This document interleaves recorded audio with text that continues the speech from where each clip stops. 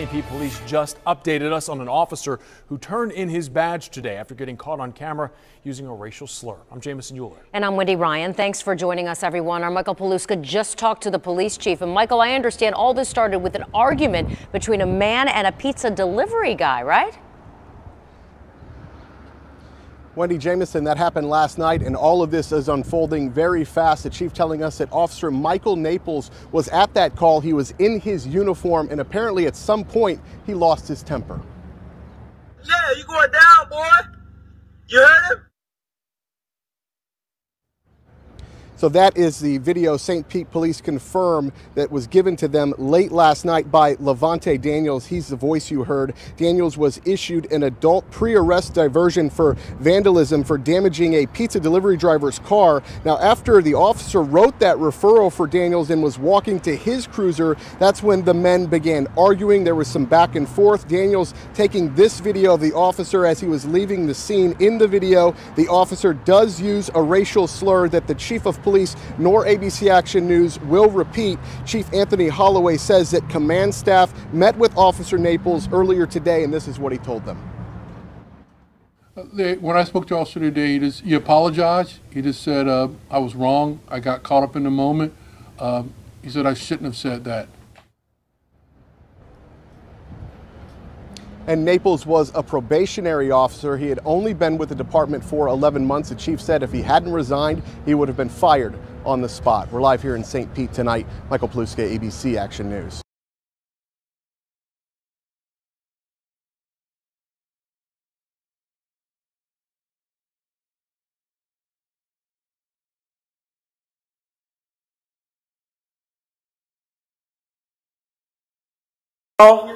Yeah, you're a fucking piece of shit. Oh, you heard? You're a piece of shit nigger. Yeah, you heard? I got you on record. Yeah, I got you recorded. Yeah, you going down, boy. You heard him? You going down. Yeah, you going down. I got you, racist ass police.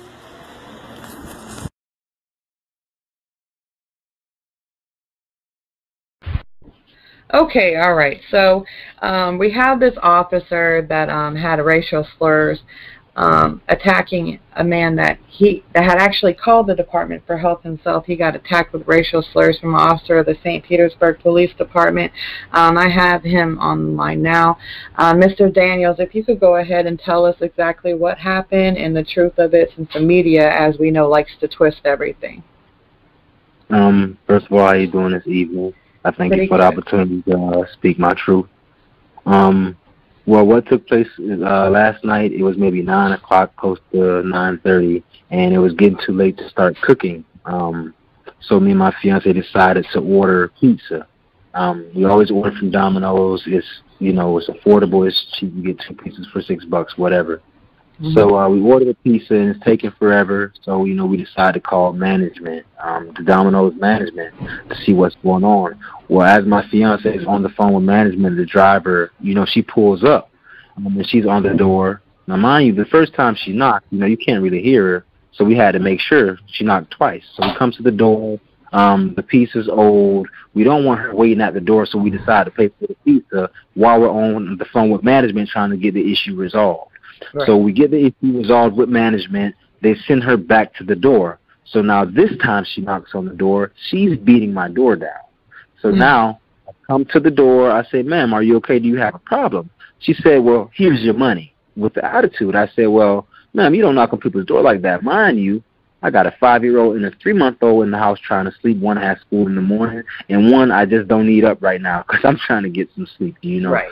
So, once she knocks on my door and she says, well, this is how I knock, she throws the money in my face. I mean, coins, cash, all in my face. So my first instinct is to lash out, but I don't. I tell my fiance, I said, babe, call the fucking police. Excuse my language. I'm surprised that Tyra didn't get on that ass. I know Tyra for many years now. Look, and don't think we didn't want to. But the stereotype of us black people, we had to fight that. So at the time, I said, babe, call the police. There was another a neighbor of mine who had come out and heard the commotion. He had called Domino's. So we got the issue pretty much resolved, but when she tried to leave the scene, I tried to stop her because she had just attacked me at my home. Right. Now, once this is done, she gets closer to her car. Now, she's parked a little distance from my apartment. I stay upstairs. Of course, she was downstairs and maybe a little bit down from my house. So when she gets down to her car, she's starting to talk about a weapon. Now, you know what's going on nowadays. Any, white person, weapon, black kid, I'm not trying to get shot. So when she hollers weapon, I take off and I run behind a pillar. When I run behind a pillar, we have safety inspection right now, so they're checking everybody's fire extinguishers. Everybody's fire extinguishers are out the door. Okay? I didn't come back upstairs and get a fire extinguisher and throw it downstairs. I didn't follow her downstairs with a fire extinguisher, no. When she said she had a weapon, I ran behind a wall. I grabbed the closest thing to defend myself and stop her from leaving. Right. When I noticed she was not giving chase to me, I jumped back in front of the car. But she was coming full speed at me, which the police left out of the report. She was coming full speed at me. So when I jumped out of the way, the fire extinguisher hit her car. And that's what I admitted to the police. I never admitted to them that I actively struck over the shoulder the car with the fire extinguisher. I never threw a fire extinguisher at this lady's car because, for one, she could have got more hurt than what happened with some coins. This is what I have in mind. Right. She could have got more hurt, and I could have been in more trouble from throwing a fire extinguisher. Now it goes from a simple misdemeanor to a felony or whatever the case is. I don't know. Right. It would be like a deadly missile. Right. And that's my thing. I know that. I got that in mind, so I'm not going to mess up. So, But if a car's coming at you at full speed, your first reaction would be to move out the way and drop whatever it is you're holding. Right. That's true, but at the same time, I had a tight little grip on it because I didn't know what was going to happen. So when I moved, I swung. Like my body, it swung. The momentum of my body trying to jump out of the way, it swung, and that's what I admitted to the officers. Right. It wasn't I never intentional. told him. Right. But when they got here, after the chick had fled the scene, they got here, they had already talked to her. They didn't talk to me about anything. They had already talked to her. They come here, they let me know if there's any damage to her car, I might go to jail. So I told them, I said, look, I know there's damage to her car. When she was coming at me, I tried to jump out of the way, and the fire extinguisher hit the car. And he said, well, okay. I said, well, I've never been to jail before. And he told me, well, you might qualify for our APAT program. That's how you qualify if you don't have a record or if you've never been to jail.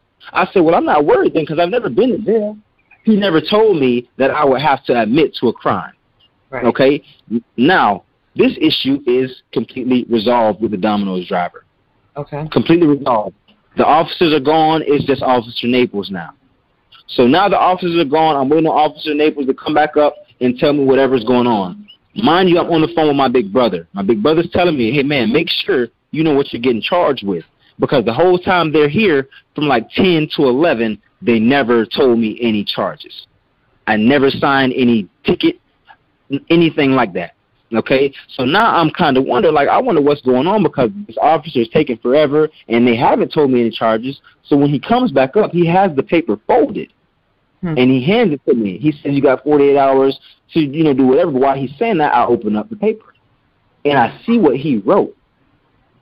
And it's not the truth. It's not what I told him. Right. So now this is where the second issue takes place. Domino's is out the way. The fire extinguisher has nothing to do with me being called a piece of shit nigger. Okay? So once I look at this document, I say, sir, well, I didn't agree to this. He said, well, you didn't say you struck the vehicle. I said, no, I did not actively strike her vehicle. I jumped out of the way and the fire extinguisher hit her vehicle. He said, well, if you don't agree to saying this, you're going to go to jail. And I'm so blown by what he's telling me. He said, and I said, so you're telling me if I don't agree with what you wrote on this paper, I'm going to go to jail? He said, yes, I'm going to take you to jail right now. I said, okay, and I tried to walk off. He said, so are you going to admit it or not? And I said, yeah, just because you said I had to. Right, because you don't want to go to jail. Because I didn't want to go to jail. Now, he's walking down the store. I didn't have a chance to record that situation because, you know, in America, if you're a black man with a cell phone, you're going to get shot. If you're a black man with a wallet, you're going to get shot. You can't reach for anything without getting shot. So I didn't pull out my phone until I had a chance to be away from the officer, because he was aggressive from the jump.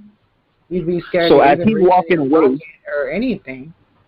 Right. And I didn't want to make any movements. I got kids. I ain't trying to go down like that. So as he's walking away, I get my camera out, and if you see, you kind of caught me in the middle of it, but I'm telling him, yeah, I see what you're doing. You're trying to railroad me. You're trying to railroad me. That's what I'm saying to him. And he says in the beginning of the video, well, yeah, you're a piece of shit. Yeah. That's what he says. And then you hear me say back, well, you're a piece of shit. Right. And then he says, well, you're a piece of shit nigger. Right, I heard it, yeah. So once that was said, if you heard my reaction, it was like, oh, like I can't believe a police officer I can't believe a police officer just called me a nigger. You know what I'm saying? Like, I can't believe this just happened in America, 2018, in St. Pete. Like, even though a lot of these things happen all the time, like, it's only shocking until it happened to you. You could, you know, when I seen the video and I seen him get in the car, I'm like, yeah, you done took the whole situation and made it racial, and you're a police officer. And when you said that you were recording, I was like, he probably knows he just fucked up. Yeah. And then the lieutenant had got a hold of the video, right, and told you guys that he had retired today because of his racial slur? Nope. The media lied about that. Really? What happened? Yes. What happened after Officer Naples left, because I was in fear of getting overcharged by whatever the charges were, because I didn't understand them. They weren't explained. Okay? Right. So because I had that fear that he falsified a document, I tried to beat him to the punch, and I called the police back. Okay. I called them back, and I tried to let them know, hey, look, I didn't even say anything about the racial slur then. I said, hey, look, one of your guys is falsifying a document, and he's kind of trying to make me, you know, for this APAP program, he said I have to admit it. And they're like, well, yeah, you got to admit it. But I'm like, no, I agree to the program, but he's falsifying information. And they're just trying to give me the biggest runaround in the world. Now, mind you, when Naples came, nobody told me their names. It was 3 officers. Naples, a heavier set guy, and then maybe 30 minutes later, another guy came, which I thought was Officer Sexton, which is why when I called them the first time and she told me she would send the sergeant out, I said no, because I thought that was Naples' boy that came out here with him the first time. Right. So I didn't want him to come back out, because I felt like my story wouldn't go anywhere. It wouldn't reach the right people. So I said, don't worry about it. My belief is that they're all brothers, and they all have that code, and it's like no matter who you get, you're getting a part of their team. Right. And see, that was kind of my fear. So that's why I said, you know what, I'll call on a different shift and see if I can get somebody. So I called this morning.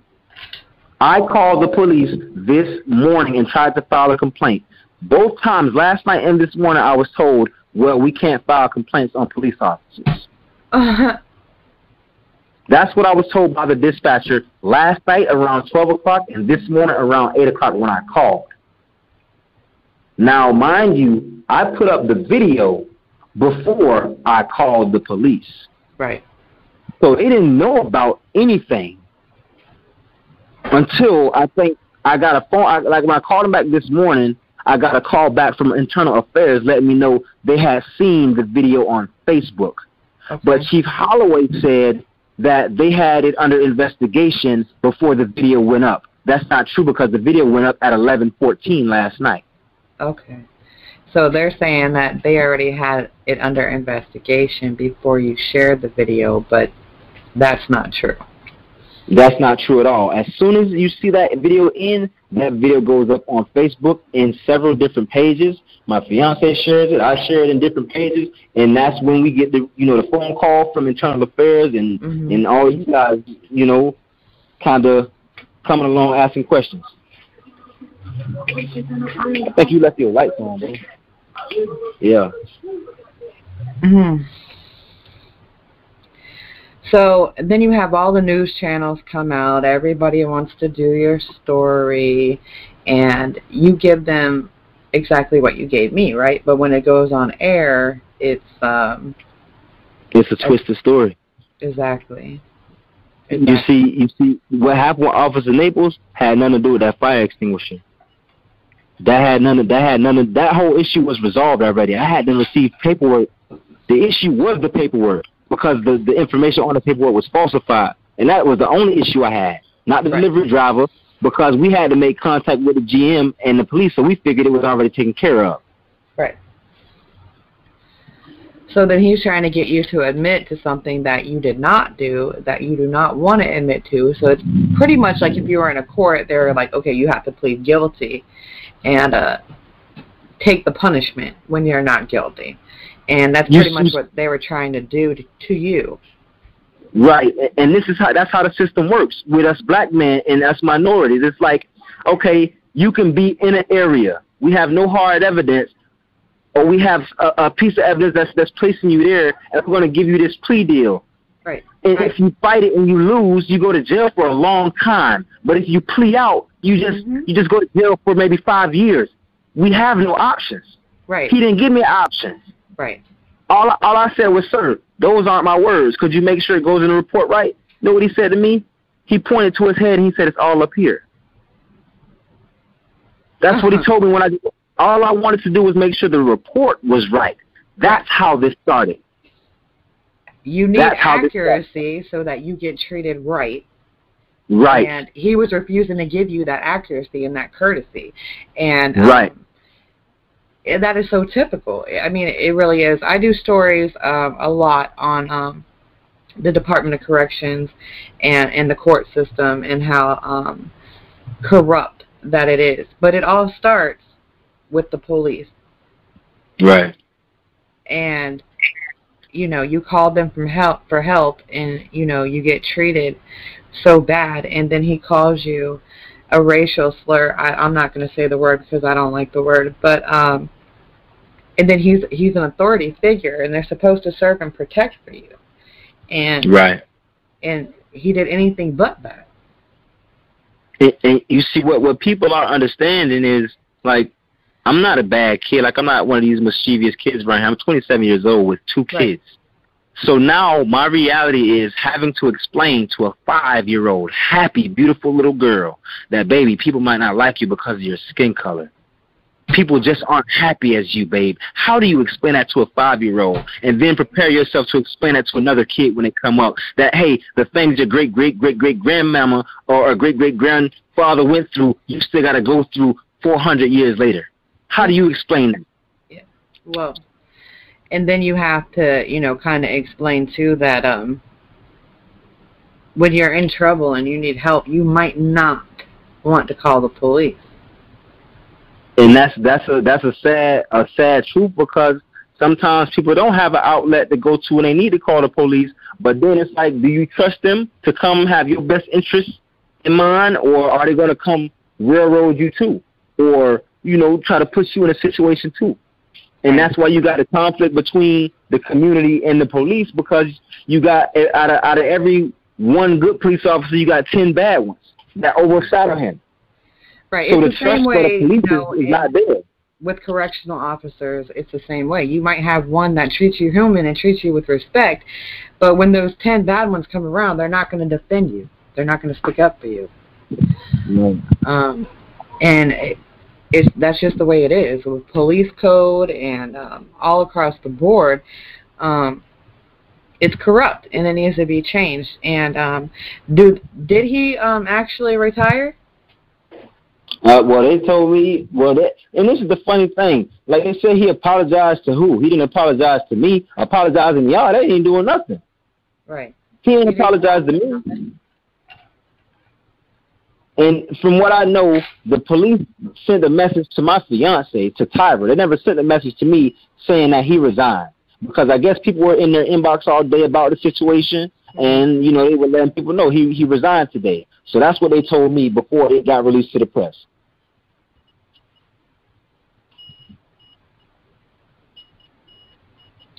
I wonder if he, I know he admitted that he made the racial slur. I know that it said that on the one of the news things. It said that he admitted and apologized for his actions and the comments that he made. So he did admit this thing, and that there should be enough. And 2018.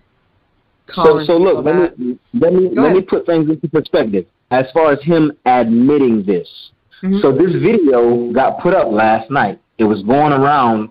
Like, I had friends up last night posting and sharing this. I called the police this morning.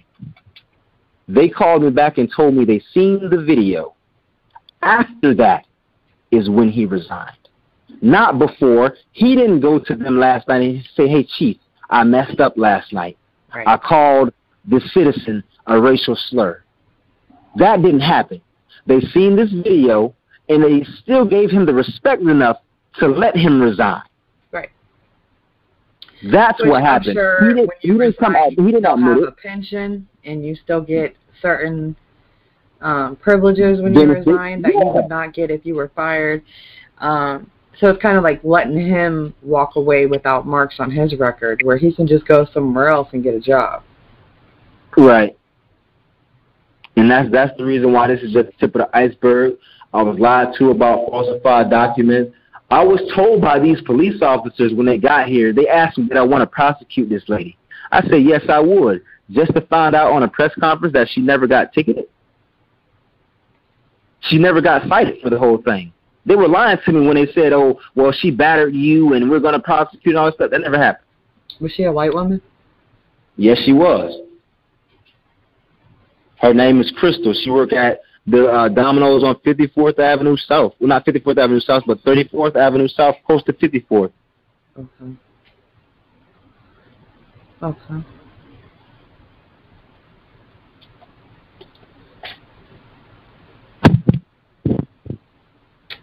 Well, hopefully you can get an apology. I wouldn't count on it, because I doubt that you'll get one, especially from him personally. But I'm sorry that you had to deal with that. And I appreciate it. I hope that it all works out for you. I hope that you can sue the hell out of them. I hope that, you can get something, because in this day and age, a person of authority has no right to call you a racial slur. Not a police officer, a doctor, a lawyer, a judge. Anybody in an authoritative position has nobody in any position has a right to call you a racial slur, but especially one that's supposed to serve and protect you. And you called him out there to serve and protect you because you were attacked. Right. But this is one thing, if you don't mind, I want to let be known. This is not a personal victory. This is not me necessarily seeking any money from this. This is a win for us. For anybody who is against being oppressed or with unity, this is a win for us. This is bringing awareness to us. This is not just for me and my family to be able to get some money and be like, oh, I sued the police department and won. No, this is not what this is about. It's not about money.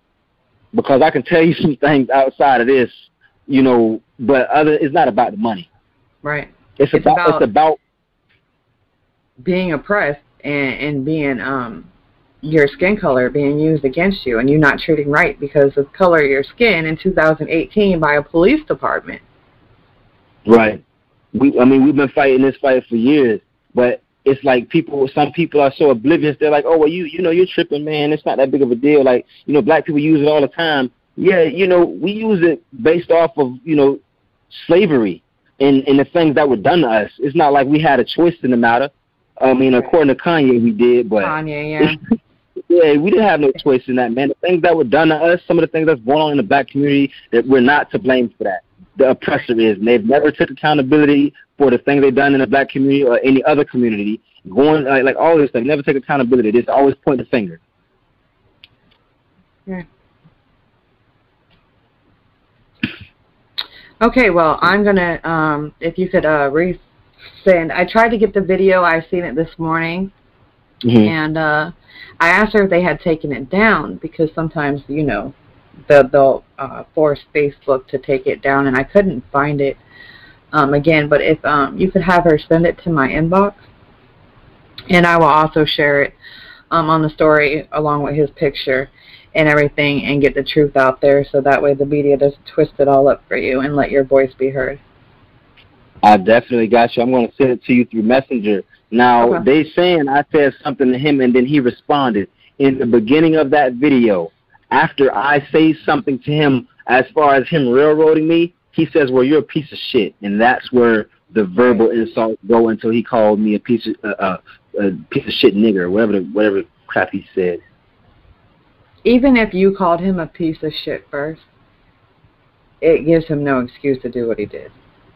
Right. But the truth is, I didn't call him a piece of shit, because one thing I do know, if you curse too much at the police, they're going to hit you with something to be able to take you to jail.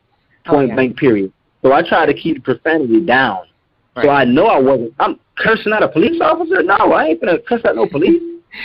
But when he said, yeah, I got a little macho when he was downstairs too. So that's kind of why I was saying it. But when he said it, that's why I said it back. It's like, what you calling me a piece of shit for? This has nothing to do with nothing. Now you attacking my character. Right. You know what I'm saying? But outside of that, you know, the truth is he called me a piece of shit, and that's why mine was so aggressive. I said, well, you're a piece of shit. Like, what are you talking about? And he said, well, you're a piece of shit nigger.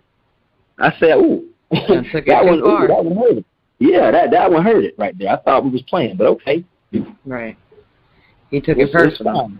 Yeah, he definitely took it there, but, you know, it is what it is. Justice has been served a little, but it's the tip of the iceberg. We going all the way with it. I was lied to about limitations and prosecuting, so this is going to be a win for us if we do this, if we stick together, if we still share this video, if we get the truth out, you know, it's going to be a reward for us all.